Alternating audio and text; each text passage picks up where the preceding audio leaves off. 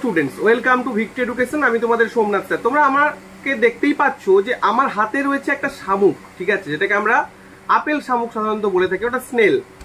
তো দেখো, আমরা এনসিইআরটি হেরিডিটি এন্ড রিপ্রোডাকশন চ্যাপ্টারে পড়েছি যে কিছু কিছু প্রাণী থাকে যাদের যে সেক্সটা কিন্তু জেনেটিক্যালি ডিটারমাইন্ড হয় না। যেমন আমাদের যে সেক্স, আমরা মেল নাকি ফিমেল, এটা জেনেটিক্যালি ডিটারমাইন্ড হয়।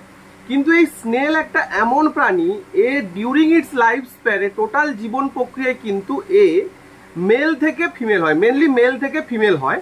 অর্থাৎ এর যে সেক্স, এই সেক্স কিন্তু চেঞ্জ করতে পারে। অ্যাকচুয়ালি কিভাবে সেক্সটা চেঞ্জ হয় না, যখন একটা মেল শামুক আর একটা মেল শামুকের সংস্পর্শে ফিজিক্যালি টাচ হয়, অর্থাৎ ভেতরের অংশটা যখন ফিজিক্যালি টাচ হবে, তখন যেটা বড় শামুক সেটা কিন্তু কি হবে না, সেটা কিন্তু ফিমেলে ট্রান্সফার হয়ে যাবে। কি বললাম, সেটা কিন্তু ফিমেলে ট্রান্সফার হবে। তো এইভাবে কিন্তু একটা শামুক মেল থেকে ফিমেলে ট্রান্সফার হয়, যেটা তোমাদের কিন্তু আরআরবি গ্রুপ ডি 2022-এ প্রশ্ন এসেছিল যে এমন একটা প্রাণীর নাম বলো যে প্রাণীটা কিন্তু কি হয়, যে প্রাণীটা during its life span, total জীবন প্রক্রিয়ায় কিন্তু নিজের সেক্সটা চেঞ্জ করতে পারে বা নিজের সেক্স কিন্তু চেঞ্জ হয়। তো তার উত্তর হচ্ছে স্নেল। এছাড়াও অনেক রেপটাইলস থাকে যারা কিন্তু টোটাল লাইফ স্প্যানে চেঞ্জ করতে পারে না, তাদের অ্যাকচুয়ালি সেক্সটা ডিটারমাইন্ড হয় ডিউরিং ইটস নিসেক।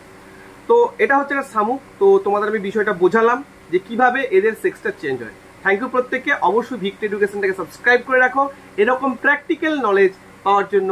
থ্যাংক ইউ প্রত্যেককে, শুভেচ্ছা। অবশ্যই লাইক করবে।